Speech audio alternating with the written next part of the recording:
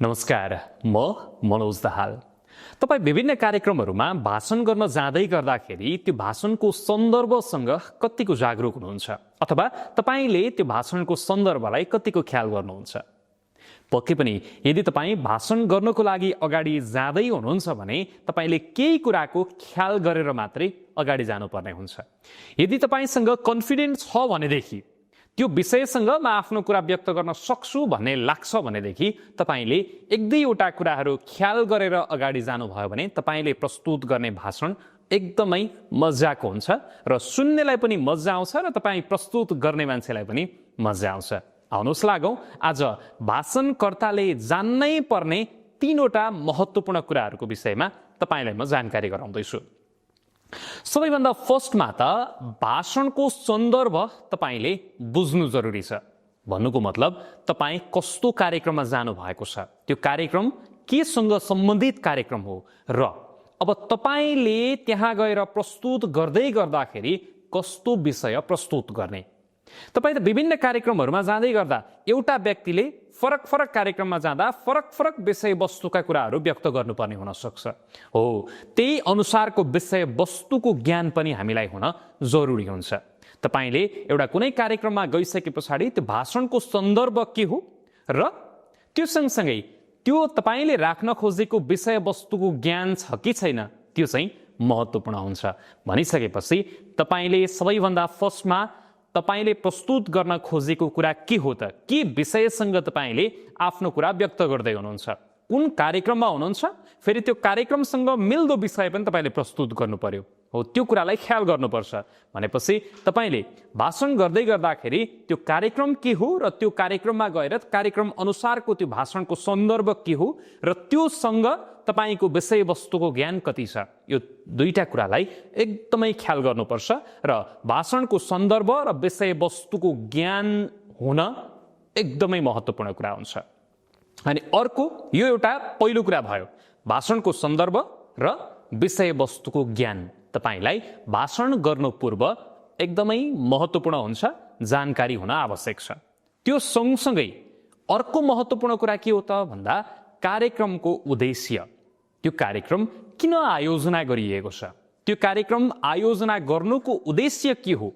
अब कसले आयोजना गरेको छ भन्ने कुरा त आइ नै हाल्छ। तपाईँले जाने बित्तिकै अगाडि ब्यानरमा देख्नुहोला अथवा तपाईँलाई निम्तो आएको निम्तो कार्डमा देख्नुहोला अथवा तपाईँलाई फोन मार्फत नै जानकारी होला कि यस्तो कार्यक्रम हामीले आयोजना गर्न लागिरहेका छौँ र यस्तो कार्यक्रममा तपाईँ उपस्थित भइदिनुहोस् है भनेर तपाईँलाई निम्तो गर्दै गर्दा नै तपाईँलाई जानकारी गराइसकिएको हुन्छ, होइन? हो, त्यो हुँदाखेरि तपाईँले कार्यक्रमको उद्देश्य के हो, किन त्यो कार्यक्रम आयोजना गरिएको छ भन्ने विषयमा पनि जानकारी लिन आवश्यक छ।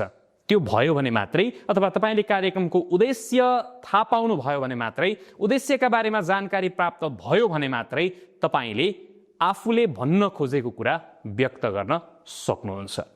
अनि अर्को महत्त्वपूर्ण कुरा तपाईँले के ख्याल गर्नुपर्छ भने त्यहाँ उपस्थित अतिथिहरू अथवा तपाईँलाई जतिले सुनिरहेका छन् उनीहरूको त्यो जति उपस्थित भएका छन् उनीहरू कुन स्तरका छन्, उनीहरूको अवस्था के छ, अथवा त्यहाँ उपस्थित भएका अतिथिहरूको सहभागिताको प्रकार चाहिँ के रहेको छ, कस्ता प्रकारका सहभागीहरूको उपस्थिति रहेको छ, त्यही अनुसारको तपाईँले कुराकानी राख्नुपर्छ। जस्तो इक्जाम्पलको लागि त्यहाँ साना साना बालबालिकाहरू छन्। अब तपाईँले गएर चाहिँ त्यहाँ हाम्रो देशको कर्णधार भनेको युवाहरू हो, युवा नै यो देशको ढुकढुकी हो, युवा बिना देश चल्दैन भन्ने खालको कुरा गरिदिनु भयो भने त्यो प्रभावकारी हुँदैन। किन त भन्दा त्यहाँ त साना साना बालबालिकाहरूको सहभागिता रहेको छ। अब तपाईँ कुनै एउटा कार्यक्रममा जानुहोला, वृद्ध वृद्धाहरू भएको कार्यक्रममा जानुहोला अनि युवा नै यो देशको कर्णधार हो, युवा बिना त यो देश चल्दैन भन्नतिर तपाईँले आफ्ना कुरा राख्नुभयो त्यो कतिको सान्दर्भिक हुन्छ त? त्यो हुँदैन।